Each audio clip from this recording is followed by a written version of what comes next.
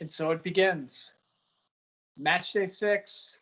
Been another week of the Ben v Ben podcast. Ben, I think this week there is a theme of unmet expectations.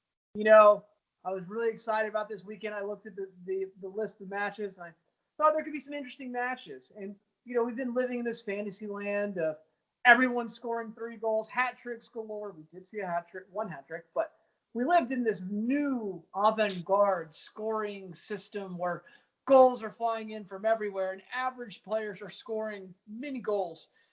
And then this weekend happened, Ben, and it was a snooze fest. It was a snooze fest. I'm not sure I can even remember any of the games. I think I watched one game this weekend, maybe tuned in and out of others. I watched the highlights on Match of the Day, and I can't remember a thing that could happen. So I am excited that we're going to kind of snazz this podcast up, though, with some more interesting talk rather than just the matches. So, but, the first thing we had was our Ben v Ben derby. So we should probably start with that United versus Chelsea and get some thoughts. I mean, do we have to? I mean, that's the question, because after watching what we dubbed as the Potch Derby, we were thinking that one of our, leaky defenses would get drubbed.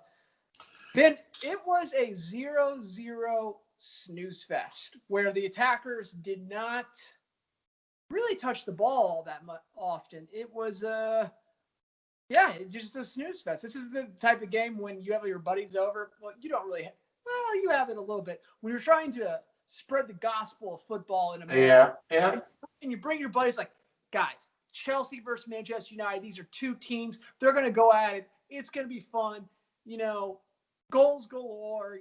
You'll love it. And they watch that and they go, really? That's what you had me watch? Well, I think you're alluding to I don't have any buddies, which is true, but I do have a wife that is now getting dangerously close to taking interest. I've got her into fantasy football, and she's watched one game already, but you're right. This is the type of game, I'd say, something rides on it. 2 top teams, lots of attacking talent. This is one to watch. And I think the problem was the expectation. Everyone went into it with goals. Everyone thought they'd see goals. And I think even Lampard and Ole thought they'd see goals. And I think because of that, we saw a very defensive, very drab, very low-risk game. Let me ask you this, though. It was 0-0. Who do you think made the biggest steps towards the Potch derby? So who do you think came off the biggest loser? Oh, that's tough.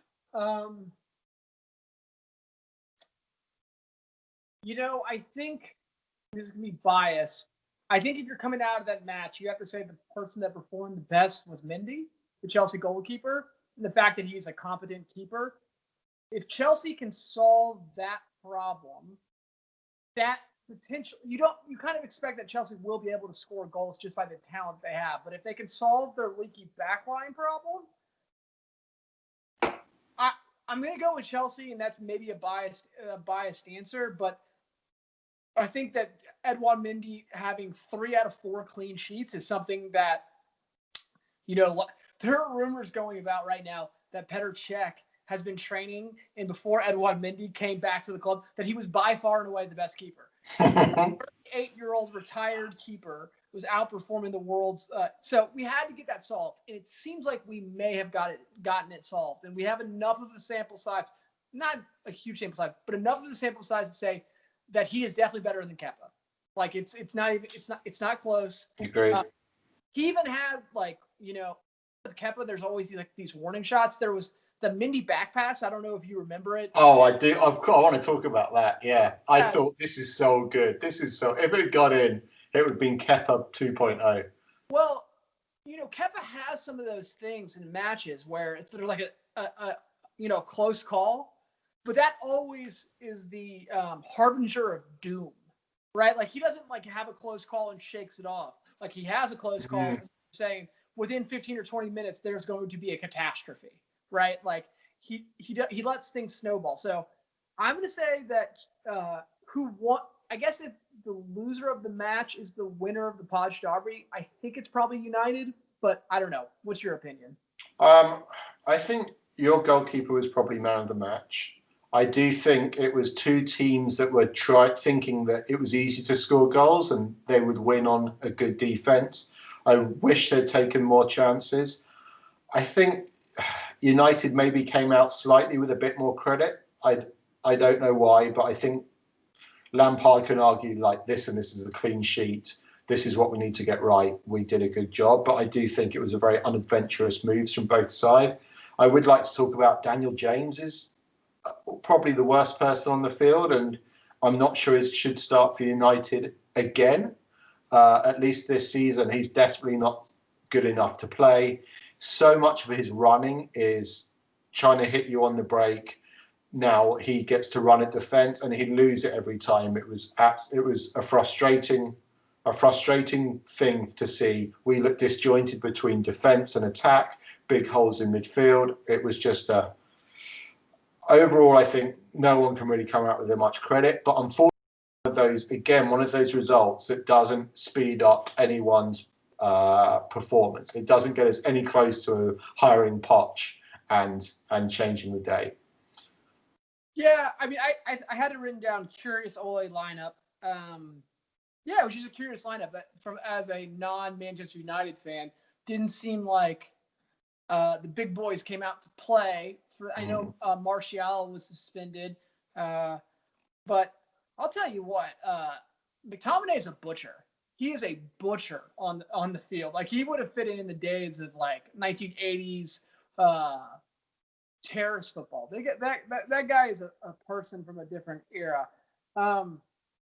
There was one flashpoint in the match, the Maguire non-penalty, which, as a United fan, what did you think when you saw the replay? So I think I'll tell you this: it happens a lot holding in the box. I will say that this was probably egregious, and I think that I've seen penalties given for that kind of holding, but the referee saw it and judged it not a penalty. I think honestly he was very, very lucky to get away with it, but yeah, it was pretty egregious holding, even for holding in the box. You know what it reminded me of? I've decided to rewatch The Rings, and there's certain points in the Fellowship where Sean Bean, Boromir of Gondor will like grab some of the hobbits. That's what I felt like when I had grabbing Caesar Azpilicueta, like a man grabbing a little hobbit, and the hobbit not being able to do anything with it. That's what immediately came to mind. I will say and I'm gonna stop clicking my pen, putting it down. So we did say a little bit about the new signings. I thought the new signings on both sides, maybe not all the new signings, but I think the new signings showed out. I thought that it's no coincidence Thiago Silva and Benjamin Mendy have seemed to have steadied the Chelsea backline, which was, Swiss cheese. So I also thought I made a lot of fun at Cavani. He, to me, was the worst signing of the offseason, but at least he made some near post runs. Yeah, he had that one touch as soon as he came on. I think he's going to be good. I think we talked about him already. I can see him being that Zlatan talisman. I think he's going to offer a different dimension. I think it's so hard. I think United lacked some width, which I think we do with our lineup, and the ability to cross the ball. There was no one in that team apart from Madder when he's farmed out on the right and he doesn't come central who can put a cross in. And maybe that's not how we play, but I do think that I do worry about our ability even to put a cross in, even if we had to. Everything is very central. Well, funny you should say that, because your crosses theoretically should come from your wing backs, fullbacks. I gotta tell you, this was the thick boy matchup of the season. Luke Shaw versus Reece James. Those boys do not have a 30-inch waist. They are not wearing the skinny jeans. That's a lot of man, both of those guys, built like refrigerators. Yeah, I think Shaw is just.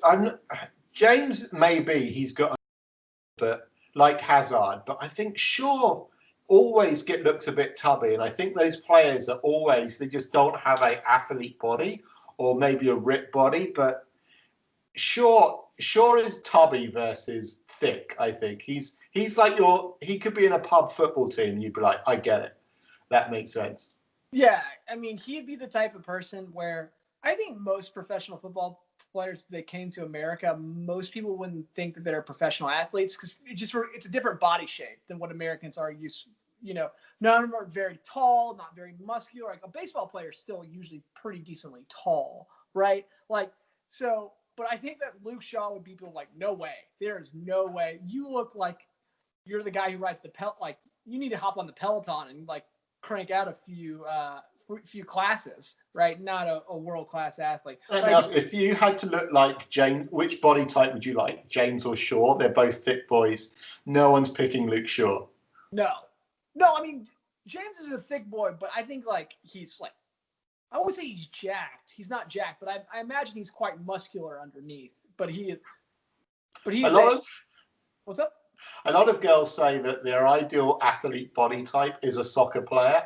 And then I think if they start seeing pictures of Luke Shaw, they quickly reverse any thoughts that that's their ideal body type. I could look like Luke Shaw. All right. I think that's all we really have to talk about. Yeah, it was better luck next time.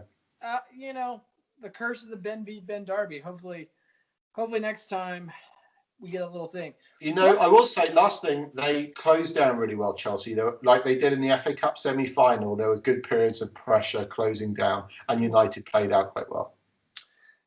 Yeah, but we had nothing going forward. I hate Jorginho, and I'll say this to end it. I don't hate N'Golo Kante, but he's a very specific player, and there is way too much of him around the 18-yard box, not right pass, right? He's a very specific player. He does what he does better than the world, but if he has the ball at the 18-yard box, I'm not happy with what's going on. He should be allowed to go across the halfway line. He should. That should be his barrier. Yep. Let's do a little spin around the league. Highlight some important matches, and we'll get through there and get to the fun and the little shithousery later. Then the first match I want to talk about, I think in this podcast, I've been championing West Ham a little bit. I think in the inevitable Miguel Antonio, Dominic Calvert-Lewin debate that this podcast is having, I've been decidedly on the Miguel Antonio bandwagon. And Ben, let me tell you, West Ham won, City won. When that bicycle kick went in, chef's kiss. I'm sorry, that wasn't a bicycle kick. It was like an over-the-shoulder volley. There was nothing bicycle about that guy's motion. Back to goal volley is what that was. Sorry, it's not a bicycle kick. Wayne Rooney against City is a bicycle kick. That was not a bicycle kick. It was bicycle kick adjacent.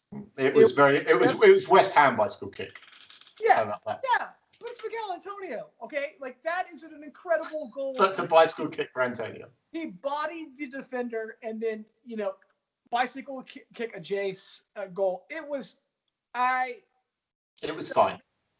I think I read it's something like 9 goals in his last 11 matches. He's playing out of the skin, but sadly, the hamstring monster came for him. Again, second match he's come off with that hamstring.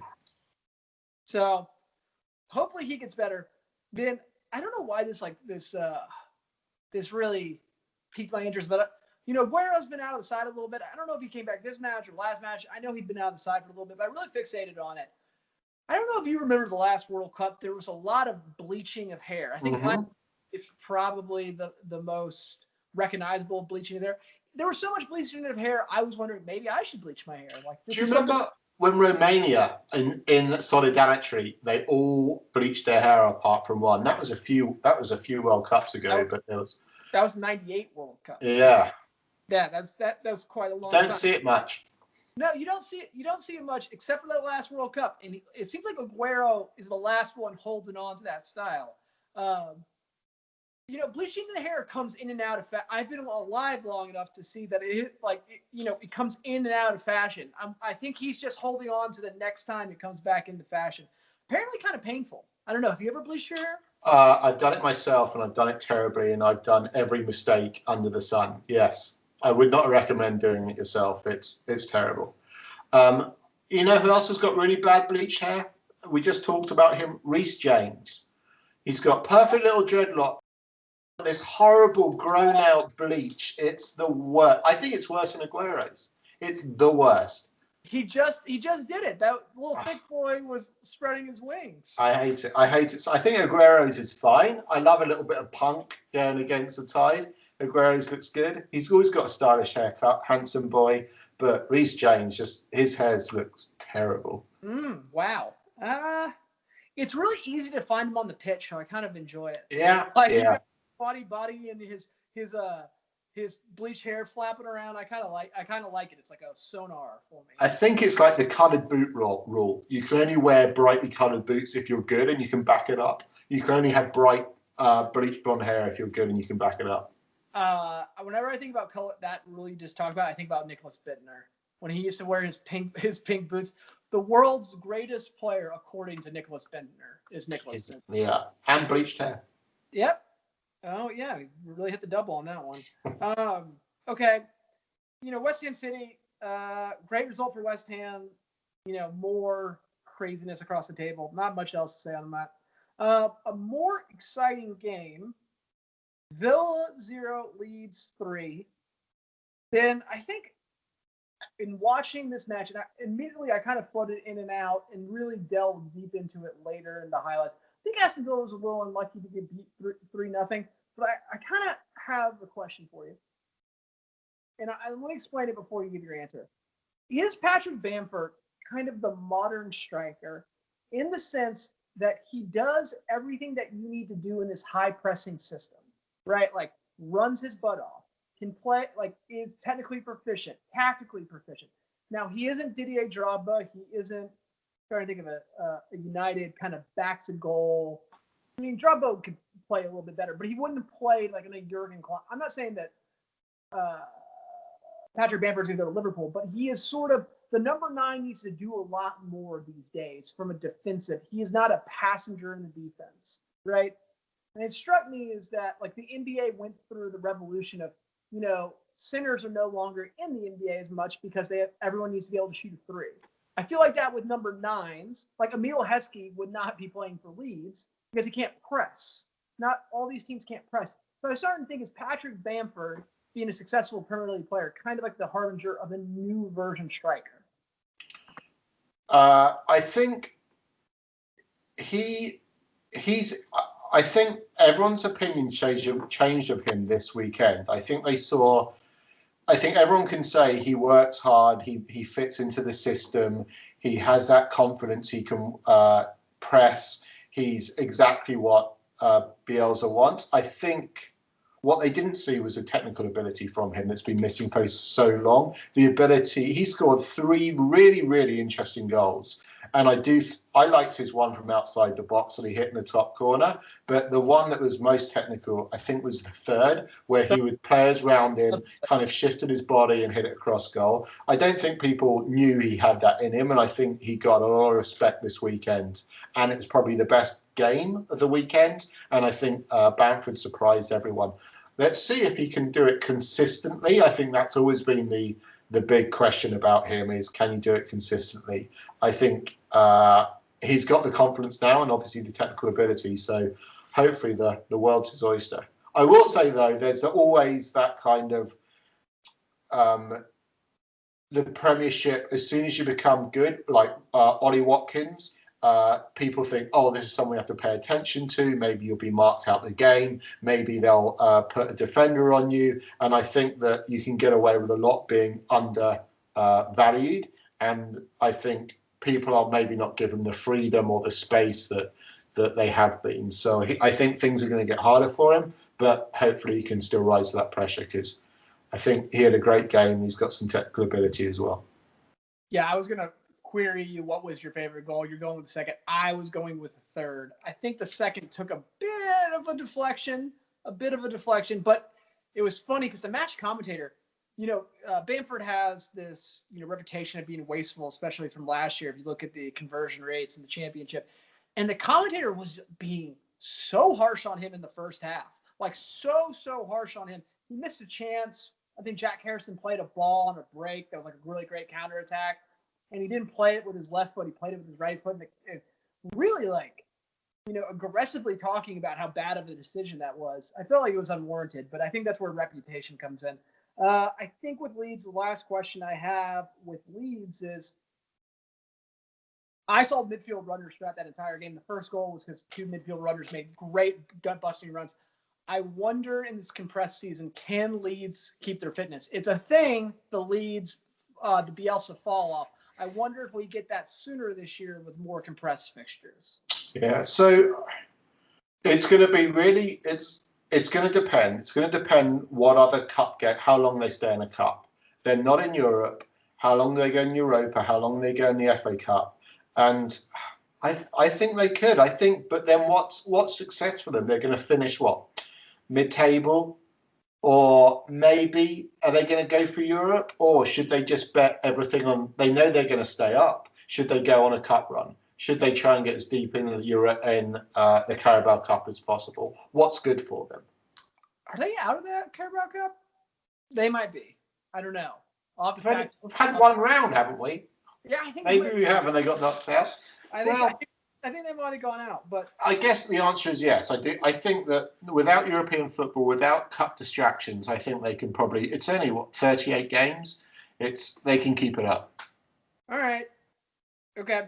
We're on the Leeds bandwagon. The good thing about them as well is it's a system-based team, so you can switch players in and out. It's not like if Salah or Virgil van Dijk gets injured, your whole team's screwed because it's a team based of superstars.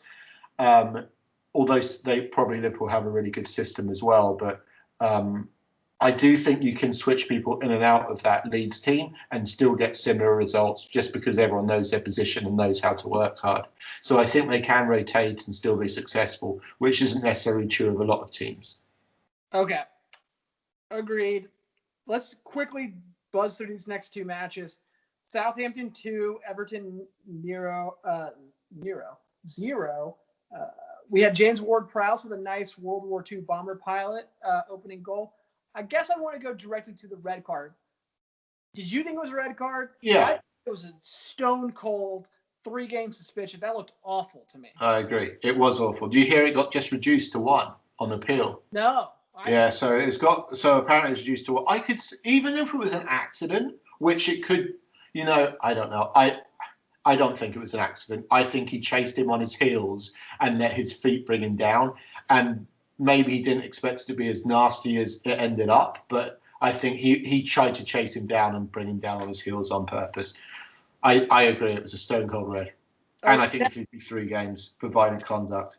Yeah, I don't know if he had malice in his heart, but he put himself in a situation where he made a really bad challenge. And your intent maybe wasn't to injure, but your intent was to stop him in a violent way. And you almost injured him. So, okay, glad we're on that. The last match, and God, this was another boring match.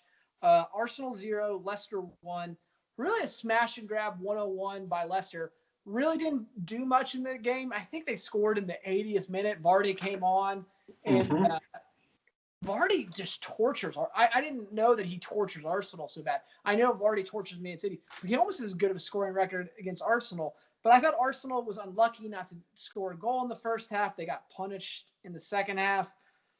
The other thing that I thought about this match is, a person that divides opinions, honestly, David Luiz is an enigma to say the least. But when he's playing those crossfield passes, when he's pressing a team into the other side and he sprays the ball out to the wing, it's just beautiful. It makes me fall in love with him all over. I mean, I have a very sordid relationship with David Luiz. A lot of highs, a lot of lows, but David Luiz it's gonna be sad when he's no longer in the Premier League. Yeah, I think he's got a beautiful distribution and he can hit a long ball, a long pass beautifully. I do think Arteta's getting credit, but this is a team that should be winning, and Aubameyang, how scarily Aubameyang's goals have dried up. Let's see, from the talk of them being title challengers from when they won the Charity Shield, how well they ended the season last year, to the anticipation of this year, no one's talking about them title challenging. They're not even in the conversation. I think Aubameyang's goals showing up, Lacazette's. They've kept all their star players. They brought in some really, really good additions like Partey, but oh my God, they are struggling and tough to watch as well. And it wasn't a good Leicester side they came up against as well. It's worrying for us, and I think that you can spray all the passes you want. I just think they're in trouble, Arsenal. Well, listen, for a long time. I think David Luiz has a 2-year contract extension. I think Aubameyang has the big extension. Williams on a 3-year deal. I try to say this with the William deal. People get mad about Chelsea, but you got him for the next 3 years at high wages. And it's not like they have, the Thomas Partey contract, that's kind of disgusting. They're furloughing people, and then they pay $50 million for Partey. But traditionally, you don't think of Arsenal as having these discretionary funds to spend. So this is their side, right? Like, it's not going to get much overhauled from here. And, and I'm watching Saka.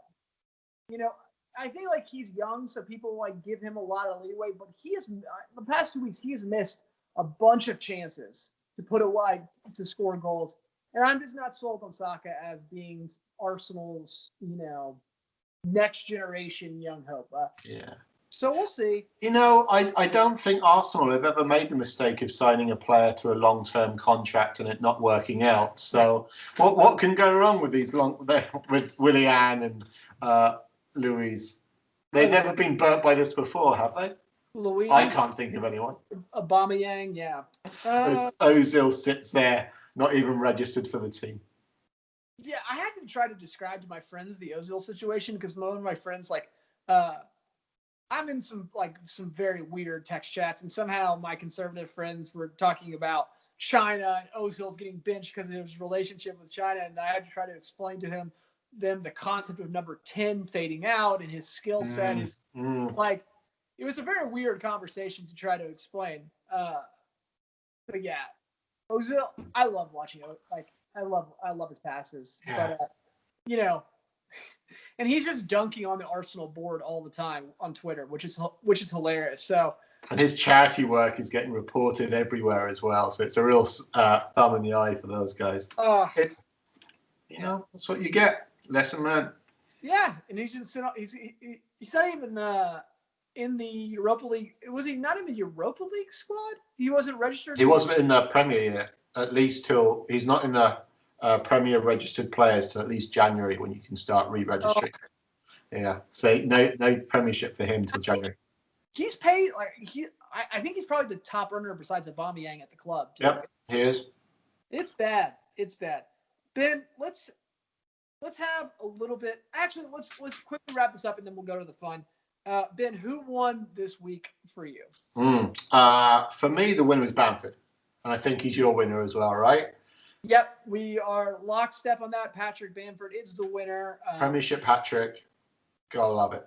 Great goals as well. And people have been announcers doubting his skills, and in a week that was devoid of a lot of excitement, I'm looking across a lot of crap performances. He put in a great performance.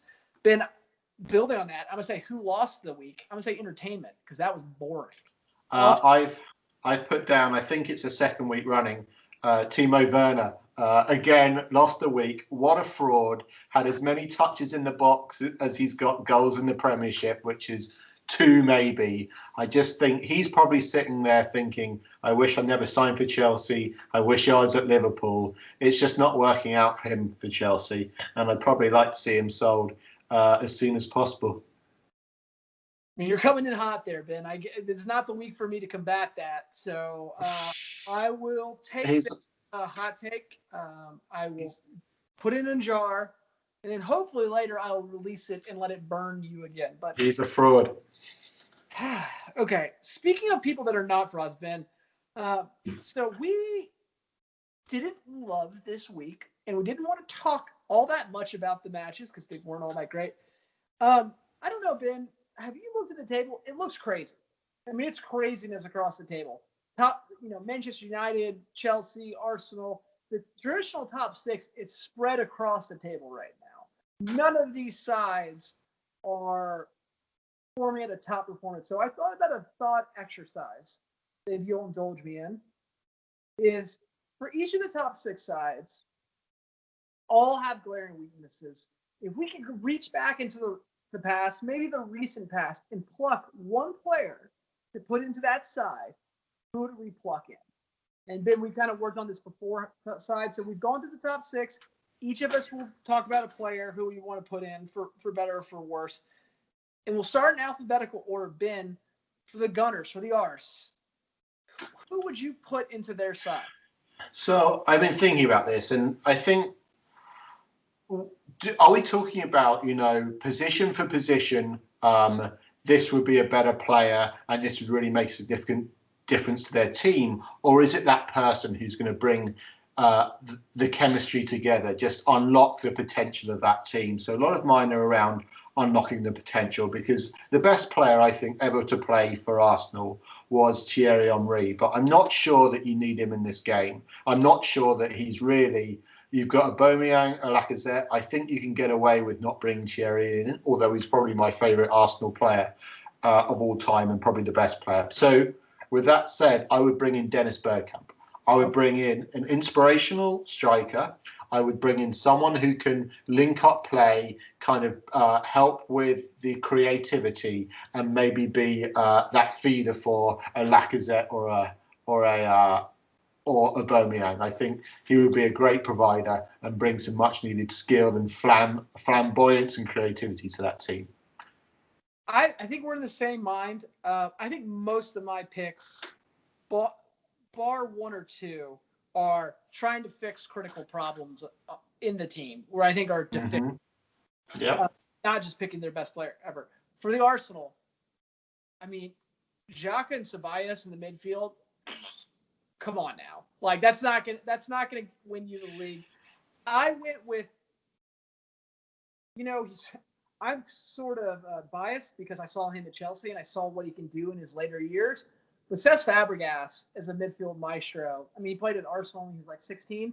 I really think that he could add something to that midfield, feed Aubameyang, feed Willian, well, he's used to feeding Willian, feed Lacazette. I think there needs to be, in this conservative Arsenal approach, that Fabregas has the ability to play these, because Arsenal's playing a very conservative style, play these long balls over the top, spread it into the channels. I think Cesc Fabregas may be the best passer in the Premier League, best distance passer in the Premier League. Mm-hmm.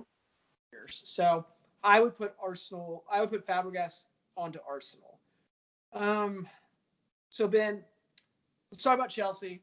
I thought about this long and hard, and it's pretty easy to me. I think it more closely fits your definition. I think that Chelsea, given the way they're constructed, need to play a 4-3-3 to get the best out of Havertz, to get the best out of the wingers, to get.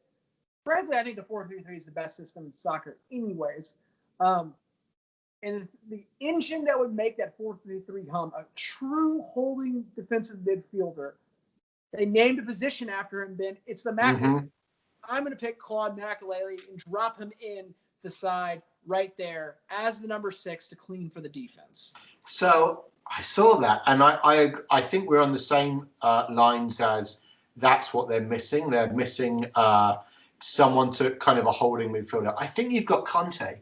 I think you have Makelele in Conte, and so what's the difference then between Conte and?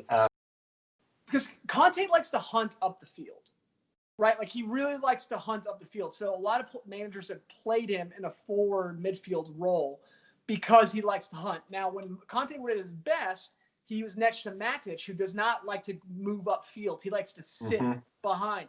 You know who would be great with N'Golo Kanté? Probably not enough passing when there is another Chelsea guy who I watched a video of and I actually think could have fit in this answer, John-Obi Mikel. Someone to sit in front of the back four and be that screen for the back four. You're gonna love mine. You're gonna love my shout. Oh, who are you picking? Michael Essien. I want that big battling defender. Same thing. We notice someone that needs to hold the midfield to win the ball and then just play a nice pass and release all the attacking talent they have. And I think that Makelele and Conte are fine, but I think they need that combat in midfield, and I think that was Michael Essien. You know, at a time when I look at this little dainty midfield that Chelsea has, like these days, at a time we were rolling out Ballack, Lampard, and Essien in the midfield. Gods, we were strong then. Yeah. I didn't know. I was too young in my soccer or football appreciation to really understand like how much of a badass midfield that was. Just a bunch of hard men.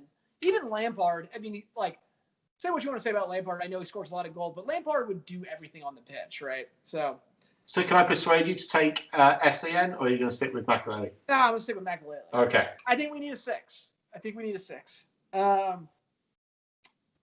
Love Michael Essien, though. Scored my favorite goal. He has this goal. He's coming against Arsenal where he bins it from the right back position. That is my favorite goal of all time. Love Michael Essien. Ben, the noisy neighbors in Manchester City. Yeah. I thought this was the most obvious one to pick. The most obvious thing to fix. He hasn't been gone that long. But, I mean, I don't even need the old version of him. Let's just get Vincent Kompany back. Let's just run it back. Put him back in the squad. He's got to be better than the crash day. I actually had Robinho. No, I agree. I think Kompany for 2 reasons. One, it solves that defender problem they never had, but also it's that leader on the pitch as well. I think you need that voice on the pitch to drive you forward, to motivate you, and I think that's what they're sorely missing. So I think he could solve 2 of those problems. He did solve 2 of those problems, and yeah, I don't know if now they could bring him back, but Vincent Kompany, when they just bought him in his prime, injury-free, I think he'd be the difference maker. That, my runner-up was Balotelli. Yeah. Let's go to North London, or I guess let's revisit North London. Spurs, Ben. Who do you got for Spurs? Well, we're going to Liverpool, aren't we? Oh, I can't even read. Yeah, let's go to Liverpool. Get back to stay up north. Yeah, we're just you turn it, stay up north. Yeah. So let me tell you about my thinking there. So I think, who are the best players ahead? Stevie G, right? But is he a big upgrade on Henderson? He's got the range of passing. He is talismanic. I like to see how he does when he has as good a player around him, because he was always the best player on the pitch for Liverpool. And I think he deserves some playing in a team with world-class talent around him, but that's not who I've gone for. I've gone for Peter Beardsley, because I think he's the attacking midfielder, and he could play that Firmino role, but not be the pinpoint, but be more of a feeder. And he'd play so well in a 3 with Sané and Salah. I'd love to see him there as that. He's better than Jota. He would be absolutely class in that rotating fluid front 3. Well, strength and a strength. I like it. I do think that we need to talk. I love Roberto Firmino, but I don't think over the last 2 years he's scored enough goals to be a bang on. I know he does everything else, but he has not scored enough goals to where he is undroppable, right? Like, so I like that. I went with slightly different, and I don't know if this is going to work because he didn't actually play that position in Liverpool. But I think the game has changed where your central defender, especially with the gang press that Liverpool is playing, they need to be mobile. They need to be smart. They need to be a leader. You have Virgil van Dijk gone. Now, Liverpool doesn't really have in the recent vintage a lot of great central defenders, right? They really don't. I mean, you say Jamie Carragher, but is Jamie Carragher really playing that side with the Gangnam Press? I don't really know. So we don't have Van Dijk in the situation. I am going with who I thought was the hardest man that I ever saw at Liverpool, Javier Mascherano. I'm going to drop him into a center back role, right? Like he did at Barcelona. I think you talk a lot more about leadership than I do on the pitch, because I think that's, like, for me, it's hard to see and it's hard to quantify. I know Javier Mascherano is a leader in the team. I remember one of the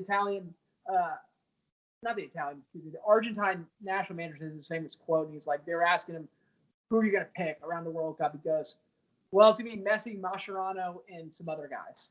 I can tell those two are gonna be in the team. And Mascherano, he doesn't really get that much credit for that World Cup run because everyone talks about Messi, and Messi weirdly won the best player of that World Cup. But Mascherano, they don't get there without Mascherano. So I'm going to pick Javier Mascherano. I'm going to play him at center back with an evolving sort of game. Even if it's to play in central defensive midfield, he do a great job there and help keep out the goals. Because, gotta tell you, I do not think that Joe Gomez is anything to really lead that central center back line. He's going to need some help. I think Alan Hansen and Mark Lawrenson, if you're looking for defenders, I think they'd be raising their hands in their prime. Yeah, fair. My lineage of football does not go back as far as other people's. I'm thinking more of the last 15 years, right? You'd like a good ball-playing defender, is what you're going for, and I think he's a good choice. But Mascherano's a good ball-playing defender, but he's also hard. He is very hard. Always was. Okay. Now, we dropped by North London earlier. We had a U-turn to come back into Liverpool. Let's go back to North London. Let's go to Spurs. Ben, I sort of cheated here. Now, I've been trying to fill gaps right now. I don't really see, I could have gone for a center back for Spurs. I could have maybe, picked, I guess center back or maybe someone in the midfield, but I don't really hate their midfielders right now. But I'll tell you what, they have about 4 left backs. I don't really like any of them, right? So I'm going to go with a player already on the team. I'm going to go with a younger version. I'm going to go with Gareth Bale when he was ripping apart Maicon from the left back position, back in the day. So I'm going young Gareth Bale. I'm going to play him at left back and let him just tear up the wings. All right. Not much defending out of him, but sure. You don't think he's wasted a little bit at left back? I mean, we put him there, but I'm saying that era Gareth Bale. That's what I'm thinking. That's what I'm thinking of. Yeah, we could put him up front, but who's he going to replace in the? Who's going to? I mean, he would be better than anyone in the attack, but I guess Son. Yeah, you could put him up front. I'm just picking young Gareth Bale. I know but I'm picking a younger version of him. So I had a similar thought process. So it wasn't Bale, though. I think I've got to worry about they've got good chemistry right now. Where does the squad need strengthening? Looking back at their stars, they've got some great stars. They've got Lineker could get in there, but is he really better than Kane? Probably, maybe. I think Paul Gascoigne. But if Moo doesn't like Dele Alli, he's going to hate Paul Gascoigne for his unprofessional, lazy players in training. So I have gone for Sol Campbell. I think adding him to that back line, shoring up that defence, getting such a talented defender back, perfect Moo player. He can help with Sol Campbell's brain as well, making sure that he feels valued and loved and confident. And I think he'd make a real difference and make them a real title challengers if they had big Sol Campbell in the back. See, I came to the end of the Sol Campbell experience when he just had no cartilage in his knee, and they'd be like, well, he hasn't trained in 2 weeks, but they're just going to play him, right? So that was my Sol Campbell experience. I think I missed out on it. He was great at Spurs when he came through. He went to, he was on trial at Spurs. So I'm not sure Spurs would have him back, but yeah, he came up through the youth academy at Spurs, and so it'd be good to have homegrown talent there as well. Then our last one, United, your club. Best for last. Say this. The best player I've ever seen in the Premier League is Cristiano Ronaldo. I'm going to pick him and I'm going to figure it out. We're just going to try to outscore people. I'm going to pick Ronaldo because although I don't like him, he was the single most devastating force in Premier League history is Ronaldo. Yeah. I miss Ronaldo. I don't think we had him at his best, but he was certainly outstanding. You could see the talent coming through. I went through trying to think of who are the best players in the last 15 years. Paul Scholes. I'm like, well, we've got Bruno, so it's... What? Where did Alexis Sanchez figure in this? Was he like 2? Yeah. No. 3? He's a bit further down, maybe near a million. He's maybe near a million. But would I bring in Scholes? I'm like, well, we have Bruno. Scholes is better, but we got Bruno now. Would I bring in Beckham? Sure, but no one on our team can meet a cross. Will I bring in Keane? He's the best midfielder we ever had, but no, we got Scott and we got Fred. Giggs for Rashford. They're all improvements, but not going to fundamentally change the chemistry. So I have gone for which player are we missing to help with the chemistry? Can I guess? You can certainly guess. Rio? Oh, absolutely not. No, because so we've got Maguire, and I think you can say all these players are better than what we have right now, but they're not going to be the big difference maker. The big difference maker is the king, the talisman, Eric Cantona. And I'll tell you why. I think he has that chemistry potential, much like we talked about Bergkamp, bringing the players around him. I think he can be a target man who can finish, who can create, who will be in the centre of the pitch, soaking up pressure, so you can hit a long ball to Cantona. He brings it down with some magic, holds on to it, and then lays it off for Rashford coming one side, Juan Mata coming the other. I think he'd do a great job of linking up that midfield to the strikers as well. I think he'd really help with the chemistry, and it'd be great to have the king back. And I want to see that pop collar. Yeah, I don't really have much of a collar, but I'm trying to. No player with more swag than Eric Cantona. Again, a little bit before my time, I've caught up. I really like that movie, Searching for Eric. That was actually a pretty good movie. I don't know if you've ever seen that one. Never seen it. It's pretty good. It's about someone dealing with mental illness, thinking he's talking to Eric Cantona. It's pretty good. Yeah, add that to your Netflix queue. I like that. We almost named our podcast about Eric Cantona at one point. His famous Seagulls. Yeah, Seagulls quote. But that's to a later day. All right, that was fun. I think we improved each of the sides. I think we had a varying difference. I tried to not pick all the same positions. I think most all these teams could pick a center back, right? Like, yeah, everyone's back line is crap, right? So, but we didn't do that. God, you think about what you didn't appreciate until it's gone, but like, I just took it for granted at all, like, center backs, and I don't think that John Terry is like, one, John Terry's a great defender, but also he could play the ball. Like, he played the ball with both feet, and like, we don't have center backs that can do that anymore. You don't know it till it's gone. I miss John Terry. Problematic player, but God, he was my first. He was my first football crush, John Terry. Yeah, sadly, all the center backs are crap in this league. That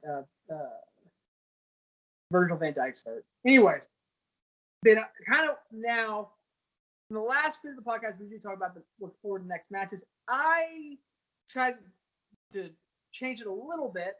I want to rank our top 3 matches going into the weekend, the ones that we are most excited about, or ones I'm most excited about, and then hopefully you agree.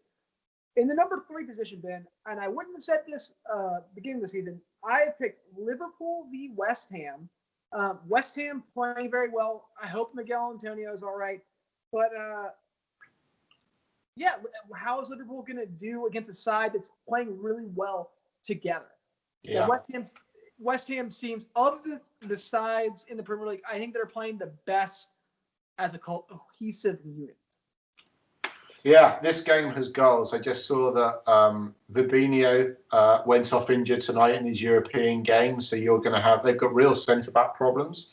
So, but is Antonio going to be back for this? I think there's definitely goals into it. It's really going to be a test of, and I think West Ham keep being asked this. This is really a test for West Ham if they're really going to make it this year. They did okay against City. I can see similar game against Liverpool as well. I think Liverpool are going to be tired as well. They looked tired last week. They've had another European game as well. They're going to be tired again this week. So I think it's going to be I think there could be goals in it, or again they could just both be very, very tired, injury ravaged, and not much happens. So we'll see.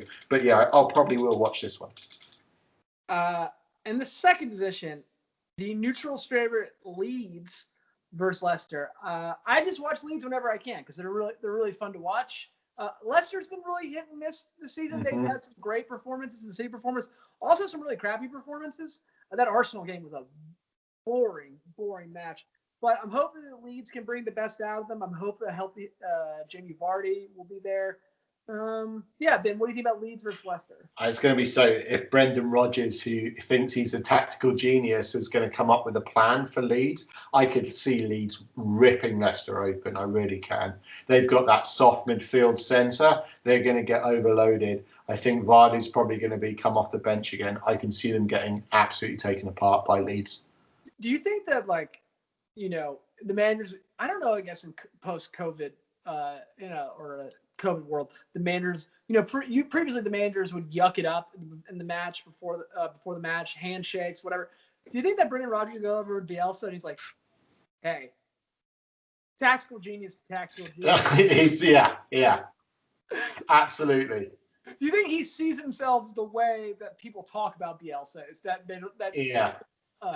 Two geniuses to each other, like we know football, right? This should probably implode this game. We'll cancel each other out. And then Bielsa's like, who? Who are you? Yeah, so I will like that.